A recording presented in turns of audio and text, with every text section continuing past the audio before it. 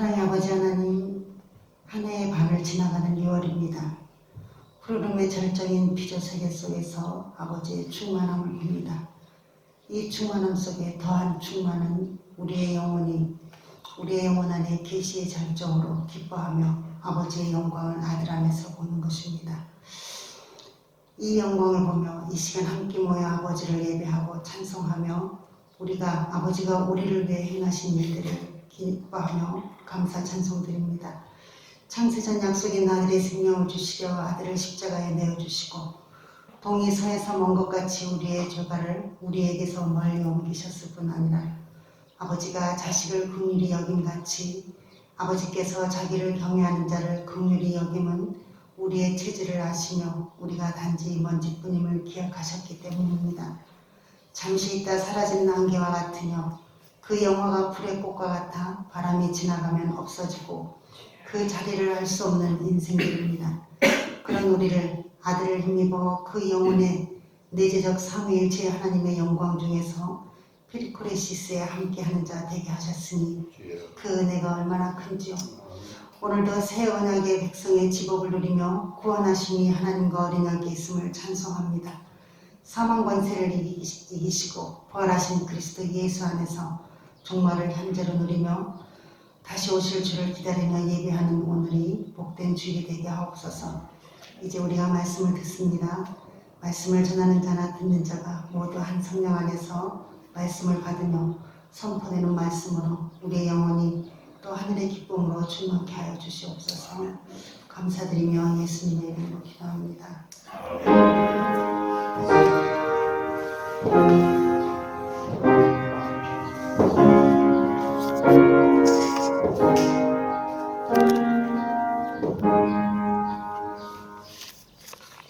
하나님 말씀은 요한복음 1장 14절에서 18절까지 말씀입니다.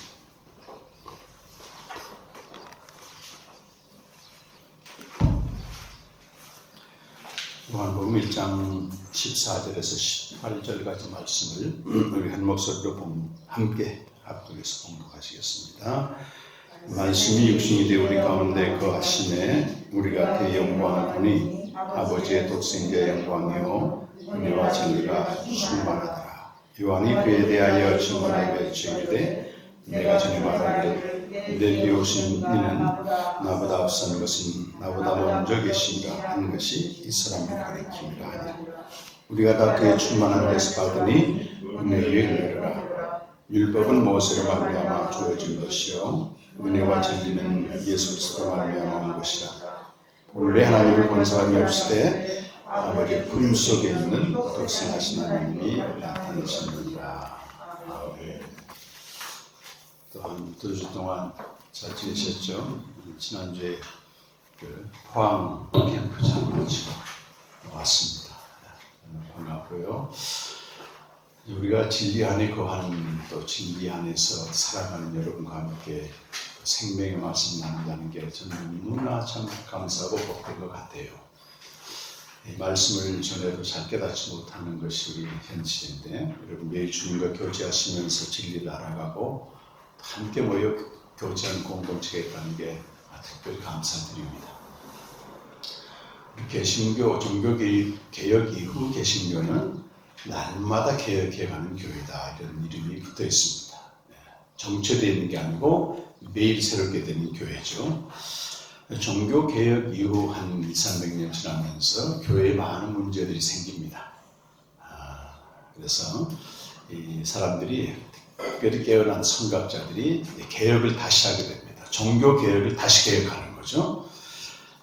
예를 들면 개혁정신이 실종됩니다. 말씀 중심의 신앙과 말씀을 세상 가운데 실천하는 말씀과 삶이 분리가 되고 또 교권주의, 가톨릭에서 가지고 있었던 어떤 교직자들의 절대 권력과 또 이것으로 인해서 성도들이 예속당하는 그런 상황, 또 교리의 경직화, 교리가 어떤 살아있는 신앙을 이렇게 형성하는 게 아니고 그냥 교리 자체를 인정하고 받아들이고 지킴으로써 기독교 신앙 형성되는 이런 많은 당연히 형식적인 신앙으로 치달을 수밖에 없죠. 그래서 이런 교회가 어려움을 겪을 때마다 우리 인간의 이성이 작동을 해서 이제 새롭게 하는데 17세기, 18세기는 이제 계몽주 시대라고 말하는데 인간의 이성을 절대 갖추어 두고 이제 신앙, 기독교 신앙을 검증합니다. 검증.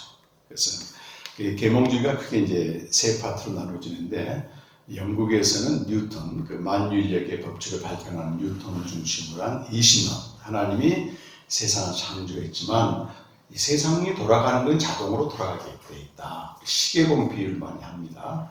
우리가 시계 차고 있으면 시계가 자동으로 돌아가지 시계 만든 사람 불러드릴 필요 없잖아요. 그걸 이신론이라고 말합니다. 프랑스에서는 볼테를 비롯해서 무신론으로 이제 갑니다. 하나님을 거부하는 신앙. 독일의 이제 계몽주의는 조금 더 발전적입니다. 그래서 특별히 칸트는 이성의 한계로서 종교를 이제 얘기하죠. 그래서 저 위에 계신 하나님은 잘 모르지만 우리가 성경 말씀을 지킬 때 하나님이 필요로 하다. 그래서 정언명법을 얘기합니다. 그런데 이 모든 것들은 공통적으로 기독교의 본질 자체는 다가가지 못했다고 하는 것입니다. 그 다음에 등장한 사람이 오늘 좀 주로 여러분과 나누려고 하는 게 슐라의 마라고 하는, 이거는 개신교의 아버지라고 불립니다. 또는 현대신학의 아버지라고 불릴 만큼 아주 중요한 역할을 했습니다.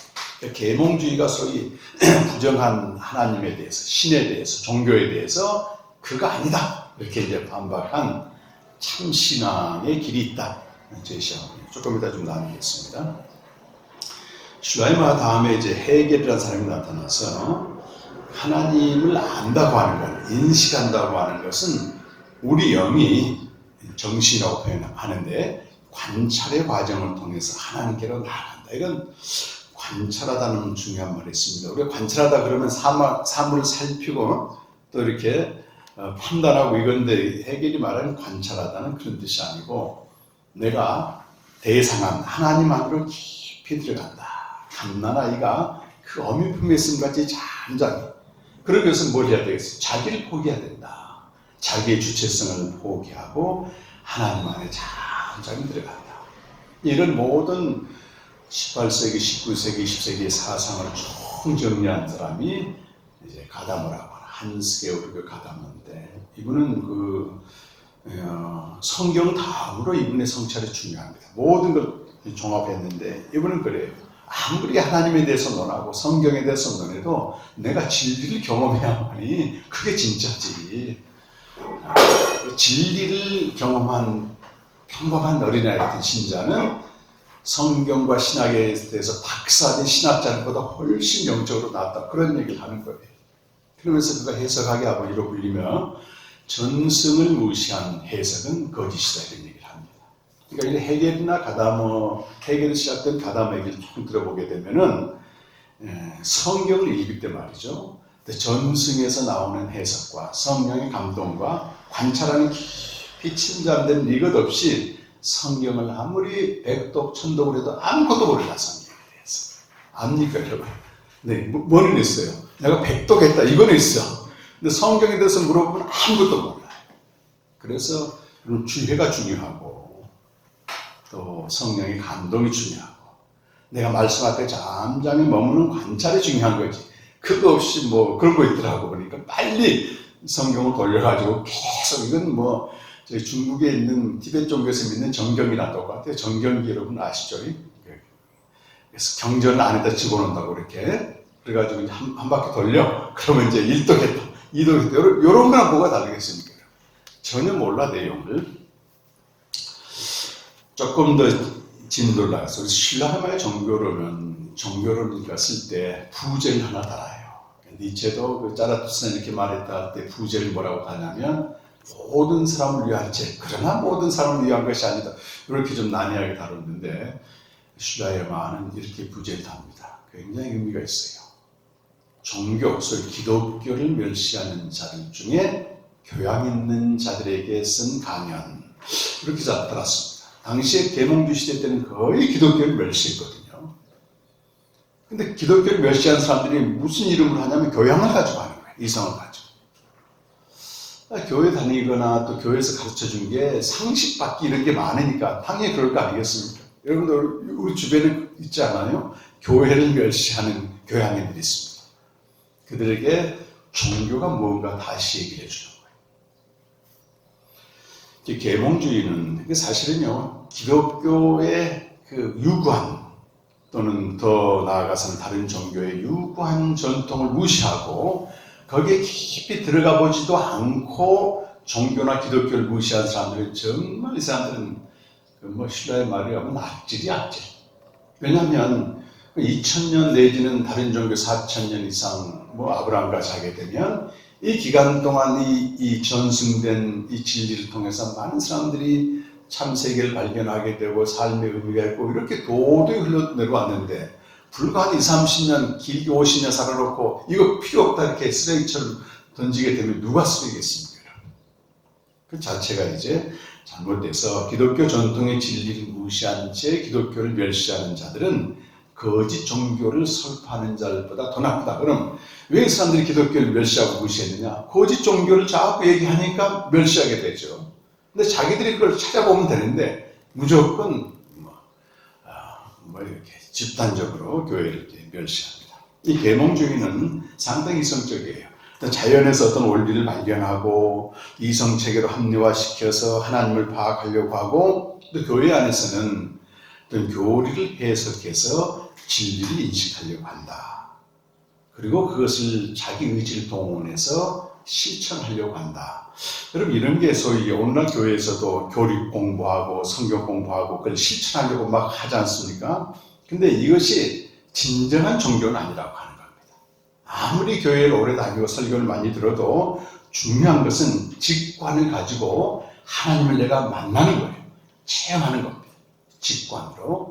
그래서 전도서 3장 11절에 보면 하나님이 모든 사람 마음 안에 영혼이라고 합니다.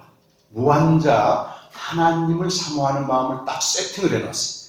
이것이 어떤 외부로부터 오는 어떤 경험을 통해서 외부로부터 뭐가 주어지게 되면 내 안에 영혼을 사모하는 마음이 반응을 해서 직관이 돼가지고 하나님을 만나게 되는 거예요. 우리 스스로 찾아갈 수는 없는 거죠. 그분이 오셔야만 된다는 거예요. 은혜는 밖으로부터 오는 체험이다 얘기합니다.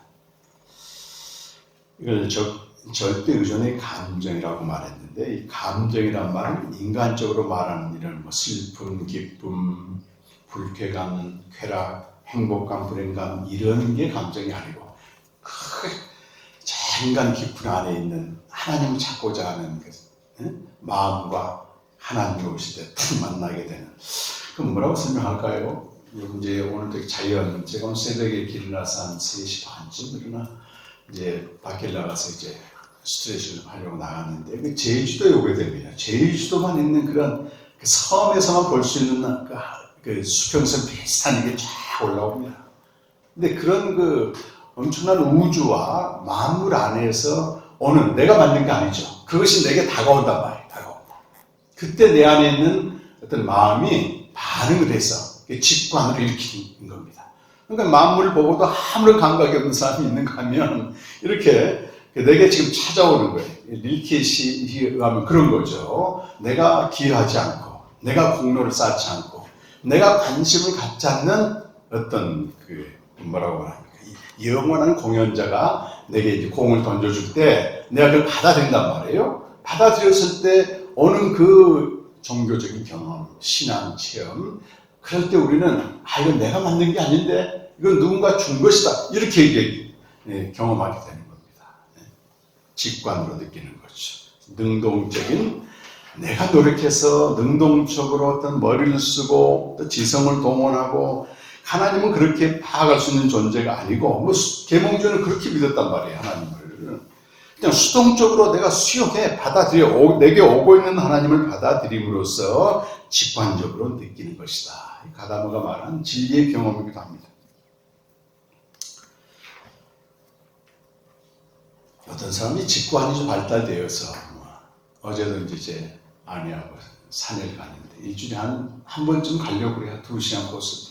숲이 그 사이에 굉장히 우거지고 바람이 이렇게 불고 새들이 노래하고 제가 제 아내한테 그랬죠. 아니 우리가 여기 왔는데 말이지 숲은 저렇게 있는데 바람이 없다면 얼마나 숨이 막힐까.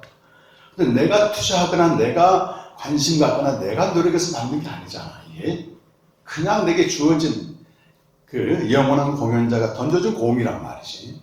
그때 우리가 하나님을 이렇게 찬양하게 돼요. 하나님 믿는 사람. 근데 자연주의자들은 자연 자체를 찬양하겠지.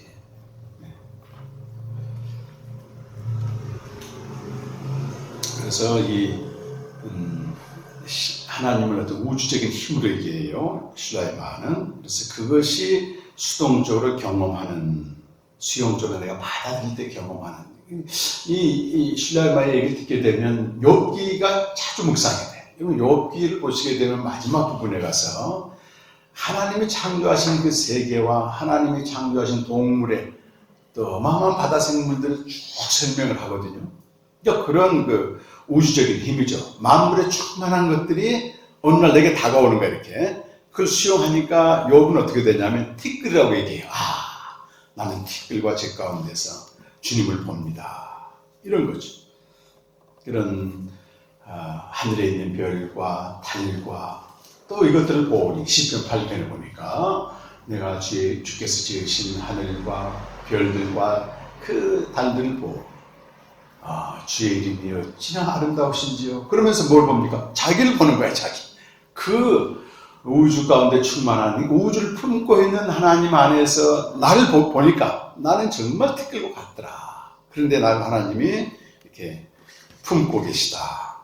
경외감이 생기는 거죠, 하나님에 대한. 그래서 여러분 그 두꺼운 글씨로 써 있는 그 표시를 해놓은 이 부분은 굉장히 중요한 부분입니다. 한번 좀 읽어보실까요? 절대 의존의 감정, 시작. 절대 의존의 감정으로 나타나는 영적인 체험은 유일적인 경험이며 매 순간 새롭게 나타나는 개방성으로 경험입니다. 여기서 중요한 것은 한 번의 경험이지만 그걸로 끝난 게 아니고 매 순간 새롭게 나타나는 여기 핵심은 개방성으로서의 경험이다. 이게 아주 중요해요. 개방성으로서의 경험이다. 그래서 지난주에 산을 갔는데 오늘 또 산에 가게 되면 정말 새롭게 또 느껴지는 어떤 그런 영적인 경험을 하게 돼요. 그 슐라이마가 이 종교론 5장까지 설명 4장에서 뭘 다루냐면 이런 영적인 체험을 하면서 함께 모이는 공동체를 다룹니다. 그때만 해도 교회가 상당히 제도화되어 있고 교권주의가 있어서 목사 말이면 하나님 말처럼 그래서 성도들은 어떤 반응도 하지 않는 그런 거였는데 성도 각자가 이런 영적인 체험을 하고 이런 경험을 하게 되면 그들이 모였을 때 어떤 조직이나 제도나 서열이 없어지게 되고 서로가 서로에게 귀를 기울인다는 거예요. 그가 주님을 만났던, 주님을 체험했던 것에 귀를 기울이게 되고 그랬을 때 비로소 그것은 사랑의 공동체로서 하나님 인도하신 공동체다. 우리 영생 공동체 얘기하는 거 아니겠습니까? 제도의 공동체가 아니라고 하는 교회예요. 영적인 경험을 하는 자들의 어떤 모임이다. 자, 그런데 이 슐라이마가 굉장히 비난을 받습니다. 나중에. 왜냐하면 이런 그 우주적인 힘을 통해서 경험하는 신적인 체험은 기독교만 있는 게 아니거든요. 다른 종교에도 많아요. 그러니까 이제 다원주의를 만들었다. 길을 열었다 해서 굉장히 복음주의, 한국교회도 굉장히 비난하더라고요. 저도 한때 잘못 오해해가지고 그랬는데. 그래서 한 200년쯤 지나면서 이 신학이 발전되며 소위 에밀 브루너 같은 사람은 아주 자연신학적으로 굉장히 강조해요. 근데 20세기 들어와서 칼바르트가 참 한국 전 세계적으로 우리 종교개혁 다음으로 큰일 난 사람이 바르트라고 공통적으로 얘기합니다. 그러니까 계시신학을 말하면서 아무리 자연을 통해서 우리가 신을 안다고 해도 참 하나님을 아는 것은 예수 그리스도를 통해서만 알 수 있다 이런 선언을 하게 돼요. 근데 그게 먹혀든 게 뭐냐면 두 번의 전쟁으로 완전히 세계 전체가 무덤으로 들어가 버렸어요. 그러니까 인간이 뭐 주도적으로 자연신학이다 이성종교다 이게 완전히 매장돼 버린 거예요. 그때 하나님이 쓰신 사람이 바르트인데 그가 하나님을 인식한다고 하는 거예요. 계시 예수 그리스도를 통해서만 알 수 있다 그런 얘기를 합니다. 자연신학을 배척하게 되죠. 그래서 오늘 그 계시의 절정 요한복음 1장에 쭉 서론 형식으로 나오는데 여러분 1장 1절 말씀을 한번 다 같이 읽어보겠습니다. 시작. 태초에 말씀이 계신다. 이 말씀이 하나님과 함께 계셨으니 이 말씀은 곧 하나님이신다. 여기 세 가지로 끊어서 보게 되면 아주 중요한 그 진리가 숨어 있는데, 하나가 태초에 말씀을 로고스, 하나님의 아들 말하죠. 태초에 말씀이 계셨다. 그 말은 그리스도가 창세 전부터 존재했다고 하는, 하나님의 아들이 이 세상을 창조하기 전부터 존재했다고 하는 선제 그리스도를 여기서 말씀하고 있습니다. 그 두 번째, 이 말씀이 하나님과 함께 계시다. 이렇게 함께 계셨다. 삼위 하나님 존재했다고 하는 굉장히 중요하죠. 그러니까 이런 동일하게 우리가 유대교나 이슬람도 하나님 믿지만 거기는 삼위 하나님을 믿는 게 아니고 단일신 하나님을 믿습니다. 여기는 하나님의 아들이 하나님과 함께 계셨다고 말은 삼위일체가 여기 숨어있다고 말이에요. 이 프로스라고 하는 함께란 말은 서로 얼굴과 얼굴 맞대고 돼 있다, 이런 표현이기도 하고, 18절에 가보면 오늘 읽었던 아버지 품속에 있었다 그 말이에요. 마주보고 있었지만 이걸 다른 표현으로 하면 아버지 품속에 있었다. 그래서 요한복음 17장 21절 이하에 가게 되면 내가 아버지 안에 있었다, 아버지가 내 안에 있었다, 이런 관계가 되는 거죠. 품속에 있었다. 그 세 번째가 중요한데, 이 말씀이 하나님이다 이 말은 그리스도의 신성을 말합니다. 신성이 여기 안에 들어있어요. 그리고 1장 14절 보면 말씀이 육신이 되었다, 이 말은 그리스도의 인성을 말해요. 그래서 우리가 믿는 예수님은 신성, 하나님의 본질이기도 하고 똑같이 인간의 모습으로 오셨다, 인성을 가지고 있다고 하는 겁니다.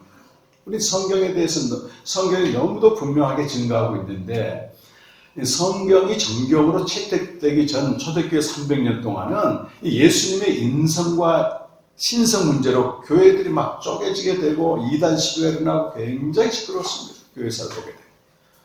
그래서 영지주의자들은 예수님의 인성 자체를 부인해요. 어떻게 신이 인간의 몸으로 올 수 있느냐? 가형설다고 우리 눈에 헛것이 보였다고 말이지. 영지주의자들은 그렇게 얘기하고, 네비온파나 이런 아리우스파들은 예수라는 분은 하나님이 첫 번째로 만든 피조물이지 아들은 아니다, 이렇게 또 얘기를 해요. 근데 그때 당시에는 아리우스파가 굉장히 지지를 받았습니다. 지지를 상당히 많이 받고, 근데 잠언 8장 20절 보면 그 지혜가 하나님으로부터 첫 번째 일이 뭐냐면 하나님의 아들 낳은 거예요. 낳은 거. 요한복음 5장 26절도 그러고 독생자란 말이에요. 에비온파 같은 경우는 그가 원래 사람으로 태어났는데 성령이 임할 때 하나님의 신성이 들어갔지 원래는 사람으로 태어났다, 이렇게 주장을 합니다. 그런데 오늘 요한복음 1장 14절을 보면 1장 1절과 예수 그리스도의 인성과 신성이 그대로 나오죠. 동시에 가지고 있습니다. 근데 여기 34절 말씀 주목해서 보시면 말씀이 육신이 되었단 말이 대체 무슨 말 같아요?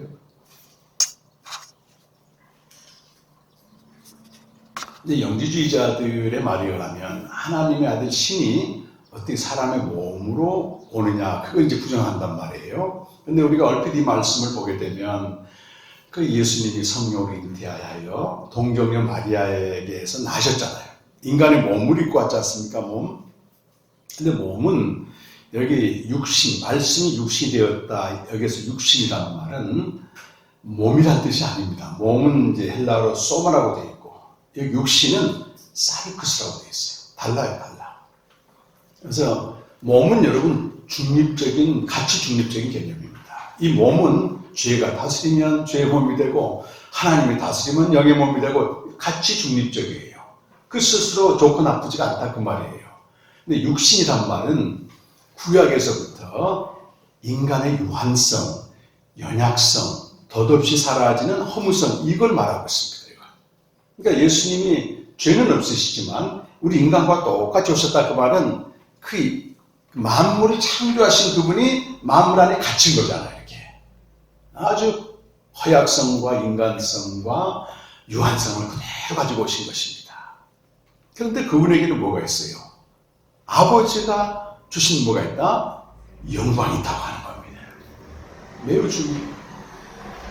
그러니까 우리가 영생을 얻게 되면 인간성, 이 육신을 그대로 가지고 있단 말이에요. 우리는 뭐 허약성, 인간성, 유한성 플러스 뭐가 있어? 죄성까지. 근데 그런 우리의 육신 안에 생명이 들어온다 그 말은 우리 안에 뭐가 있어요? 그 독생자의 영광을 담지하고 있다고 하는 겁니다. 이중적입니다. 이거는. 어느 날은 나 때문에 절망하지만 어느 날은 또 그분의 인자와 신실로 일어나고 이러잖아요. 그래서 예수님이 육신을 입고 오셨지만 그는 십자가에 죽으시고 부활하셔서 우리에게 당신과 똑같은 생명을 줘요. 동일한 생명을 줍니다. 네? 아들의 생명을 주죠. 그리고 이 영생은 생명의 교제를 통해서 실제가 되고 요한복음 17장 21절 이하에 보게 되면 영생을 얻은 위해서 기도할 때 마지막에 아버지의 내게 주신 자가 나 있는 곳에 나와 함께 있어 창세 전부터 아버지가 나를 사랑하심으로 그 내게 주신 영광을 보게 해달라고 이제 예수님 마지막 기도를 하시고 떠나셨단 말이에요. 1장 14절에 보면 그 영광에 대해서 나오죠. 말씀이 육신이 되어 우리 가운데 거하심에 우리가 그 영광을 보았더니 뭐라고 되어 있습니까? 이게 은혜와 진리가 충만하더라면 영광은 본질의 계시인데 하나님의 본질이 아들을 통해서 나타났다. 근데 대표적인 두 가지 성품, 은혜와 진리가 나타났다는 은혜와 진리, 쌍개념으로 표현됩니다. 근데 이것은 구약에서는 인자와 신실의 쌍개념으로 주어집니다. 구약 시대에 하나님의 영광을 본 사람들은 하나님의 인자와 신실을 보았는데 인자는 실패할 수 없는 사랑, 완전한 사랑을 말해요. 신실하심은 우리 향한 약속을 반드시 지키시고 또 우리에게 하신 모든 일이 선하시다고 하는 거니 헤세드와 에머스라고 하는 이 두 단어는 쌍 개념에 분리되지가 않습니다. 시편에 20번이 나오고 잠언에 4번이 나오고 출애굽기에서도 모세가 하나님의 영광을 보았을 때 이 인자와 신실을 본 것입니다.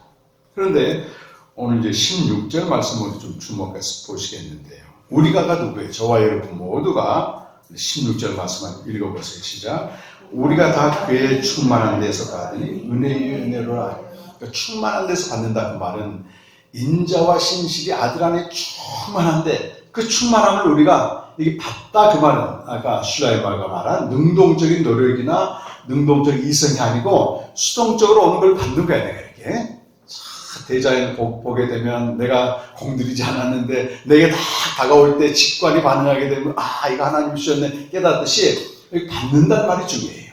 우리 어떤 노력이나 수고가 전혀 들어가지 않고 아들 안에 충만한 이 사랑과 신실하심이 내게 그냥 들어온다고 하는 겁니다. 수동적 수용이라고.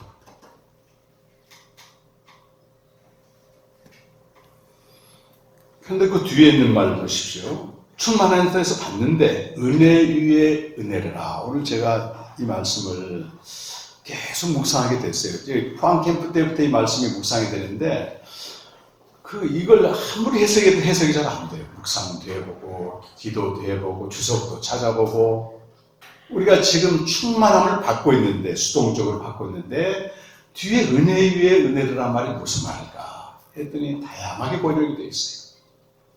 주석가들은 3가지로 번역합니다. 제가 이걸 첫 번째는 뭐라고 되어 있냐면 그리스도인의 삶이 진행되어 감에 따라 한 가지 은혜가 다른 의미로 바뀐다. 이미 주어진 은혜가 있었는데 새로운 방식으로 은혜가 계속 주어진다는 거잖아요. 지금. 그리고 두 번째는 주석가들이 이렇게 해석을 해요. 모세의 율법은 이것도 하나의 은혜일 수 있다. 계약의 은혜이기 때문에. 근데 거기에 더하여 그리스도의 은혜가 주어졌다. 이렇게 또 해석하고 세 번째는 예수의 은혜 위에 나중에 성령이 주어지잖아요. 성령의 은혜다 얘기를 하는데 가장 적절한 해석은 첫 번째 해석입니다. 그리스도인의 삶이 진행됨에 따라서 한 가지 은혜만 주어진 게 아니고 계속해서 새로운 은혜가 주어져. 이거 슐라의 말의 표현에 의하면 진리 체험은 단 한 번의 경험이지만 동시에 매 순간 새롭게 나타나는 무슨 경험이다? 개방성으로의 경험이다. 항상 열려있다. 언제든지 그 앞에 나가기만 하면 이 사랑과 신실함이 내게 계속 부어져요. 그래서 새 번역 성경에는 이렇게 되어 있더라고 보니까 우리는 모두 그의 충만함에서 선물을 받되 이 은혜를 받는다는 겁니다. 은혜와 진리, 은혜에 은혜를 더하여 받았다. 가장 잘 번역된 것이 공동 번역이에요. 공동 번역. 자, 기록에 났나요? 거기다가 한번 읽어보겠습니다. 우리는 모두 그분에게서 넘치는 은총을 받고 또 받았다. 이 받고 또 받았다는 말이 매우 중요합니다. 그리고 구약 성경에 보게 되면 반드시 잘, 꼭 이렇게 형용사로 수식어가 되어 있던데 부사로. 근데 그 원문을 보게 되면 똑같은 동사가 반복됩니다. 그러니까 네가 이 선악을 알게 한 나무의 말 입으로 먹고, 그 말은 먹고 또 먹고 이렇게 되어 있어요. 동사가 이중 반복됩니다. 그리고 반드시 죽으라, 앞에 반드시 죽으라고 되어 있는데 원문에는 죽고 또 죽으라 되어 있어요. 우리가 잘 아시는 그 출애굽기 19장 5절에 있는 언약을 체결할 때 너희가 내 말을 잘 듣고 이 말이다. 쉐마. 근데 잘이라는 말도 동사가 두 번 겹칩니다. 쉐마, 토, 쉐마. 계속 듣으라고 하는 거잖아요. 근데 여기가 이 은혜의 은혜라는 말을 구약적인 히브리 사상으로 번역을 하게 되면 은혜를 받고 또 받고 계속 이 은혜 없으면 못 산다는 거잖아요. 우리가 사랑과 신실함인데 받고 또 받고. 우리 육체의 양식, 육체도 말이죠.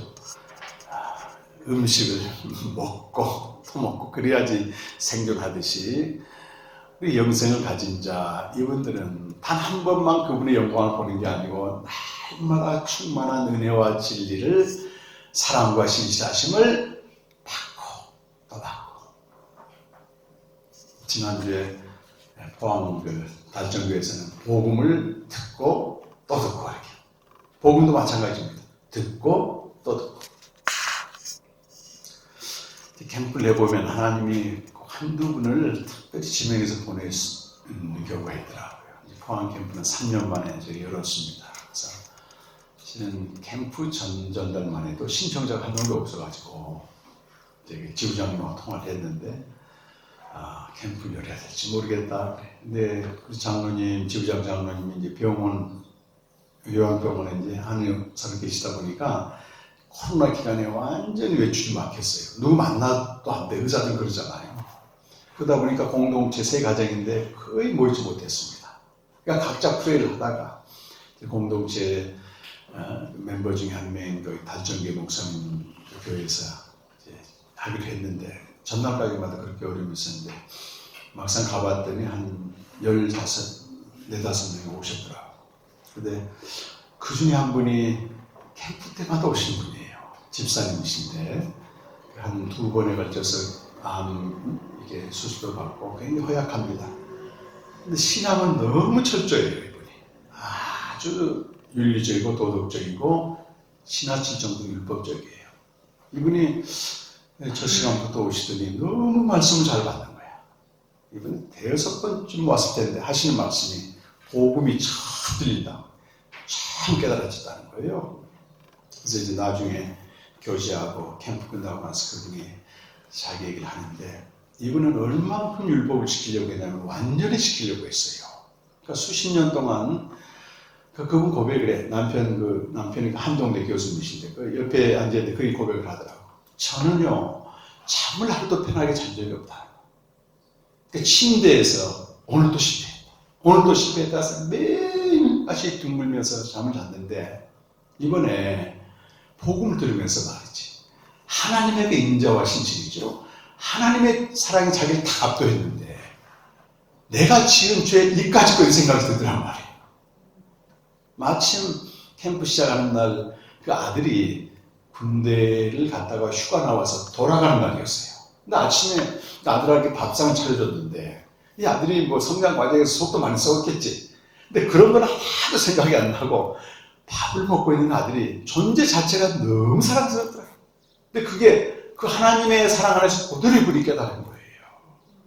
그래서 그 영혼이 막 춤을 추는 걸 봤습니다. 우리가 아까 우주적인 힘이 우리가 경험됐을 때 우주가 하나님 품에, 신의 품에 있고 우리도 그 품에 있다면 우리 티끌이라고 얘기하잖아요. 티끌. 시편 103편 14절 이하에 보게 되면 아버지가 아들을 긍휼히 여긴 것처럼 하나님이 우리를 그렇게 긍휼히 여기신다 말씀하시고, 하나님은 우리가 어떤 존재인 줄 아냐면 티끌로 만드는 존재인지 알고 있다는 거예요. 근데 이것을 알고 하나님의 인자하심을 바라는 자는, 하나님을 경외하심을 바라는 자는 하나님의 영원부터 영원까지 함께 하시겠다 이렇게 되어 있거든요. 그러니까 우리가 하나님 앞에서요 진짜 그분을 만난다고 하고 어떤 영적인 체험을 한다 하는 것은 내가 티끌임을 발견하는 거예요.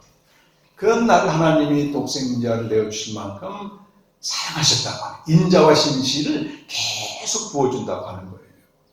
여러분, 사랑하는 자녀 기를 한 번만 부어줍니까? 사랑과 신실하심을 계속 부어주셔야 되겠어요. 근데 우리 걸로 부어지게 되면 반드시 한계에 이르게 됩니다. 매일 주님 앞에 나가서 생명의 교제는 다른 게 아니고 그런 거잖아요. 내 모습을 발견했는데 오늘도 하나님의 인자와 신실을 부어주고 부어주시고, 그리고 주면 어때 우리는? 수동적 수용으로 받고 또 받고 그렇게 하루 또 살아가게 되고, 그 다음 날도 그렇게 살아가고, 아마 죽을 때까지 그렇게 살아야 될 것 같아요. 율법은 말이죠, 그 자체로 저주의 기능이 있습니다. 그래서 고린도서 15장 율법은 죄의 권능 율법이다. 우리가 뭔가 하나 지키려고 하게 되면 죄의 세력이 발동을 해가지고 못 지켰을 때 즉시 저주를 합니다. 그래서 갈라디아 3장 10절 말씀 보게 되면 무릇 율법 안에 있는 자는 저주 아래 있는데, 기준이 뭐냐면 이 성경에 기록된 모든 율법을 항상 지키지 않으면 저주 아래 있기 때문에 우리는 지킬 수 없는 거잖아요. 하여튼 율법을 지켰다 하면 저주 아래 있는 거예요. 근데 그 저주를 예수님이 담당하셨고, 골로새 2장 14절 말씀 보게 되면 그 율법 조문을 십자가에 죽으심으로 완전히 없애버린 거예요. 그분이 뭐 지키려고 해서도 안 돼, 없어진 거기 때문에. 그 대신에 뭘 하시느냐, 그분이 율법을 지키려고 하는 중심은 아시죠? 바르게 살려고 하는, 막 살려고 하는 게 아니잖아요. 그렇게 하다가 넘어지고 쓰러져 있는 우리에게 한량없는 인자와 신실을 부어준다고 하는. 우리는 율법을 지키려고 하지만 거기에 그치면 안 되고 받아야 될 게 있어. 인자와 신실을 매일 받고 또 받을 때 우리 안에 뭐가 넘칠까요, 여러분? 사랑이 당연히 넘치겠죠. 받은 거니까. 내 건 아니고 이것이. 그 마지막으로 이렇게 인자와 신실을 받고 또 받은 사람들이 모인 공동체가 뭐냐? 이게 바로 생명의 공동체고 사랑의 공동체고, 이런 공동체는 제도권의 공동체를 훨씬 초월해버립니다. 신라의 마을과 이 공동체에 대한 얘기를 할 때 여기에는 목사, 성도, 직분 차이도 없습니다. 서로서로 동일한 교제입니다. 이걸 쓰면서 덜컥 겁이 난 거야. 왜? 당시에 그 교회 제도나 교권이 대단했거든. 처음엔 이 책을 익명으로 내렸어. 익명으로. 자기 이름 안 밝히고. 근데 초대교회 본질을 그대로 얘기한 겁니다. 사실은. 언제? 지금부터 250년 전에 나온 책이에요. 고전입니다. 고전. 그러니까 우리가 시기적으로 한국교회의 상황이 지금부터 사이클 돌려서 한 250년 전쯤 머물고 있어요. 소위 계몽주의에 의해서 종교개혁이 심판받지 않은, 개혁되지 않는 상황입니다.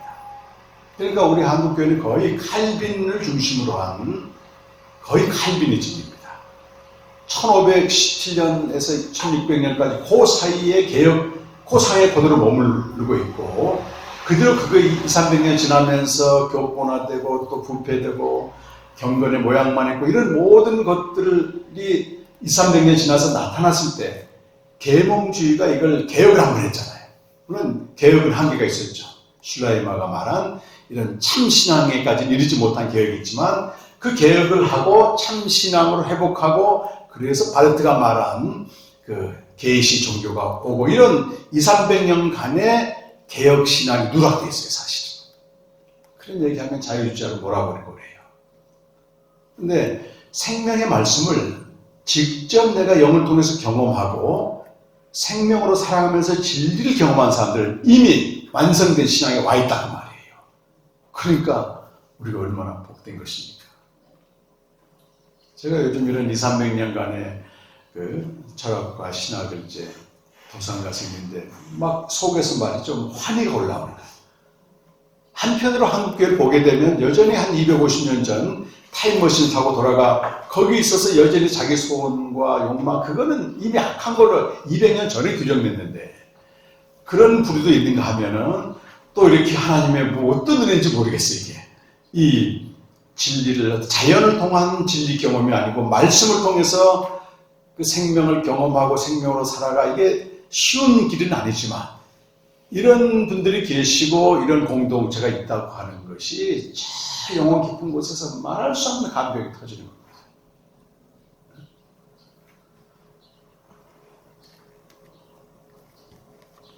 알면 알수록 그렇습니다. 진리는 알면 알수록 더 견고해지게 되는 것 같아요.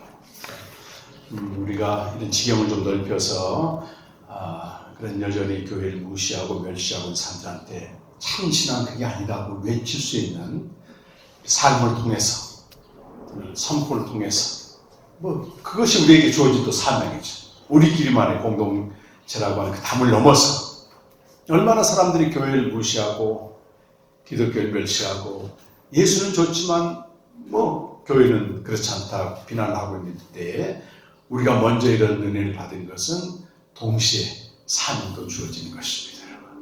하루하루의 삶을 이런 진리 안에 살아가시고 누가 묻거든 온유한 마음으로 항상 대답할 말을 준비해서 이번 7월달 캠프에 한번 와보시라고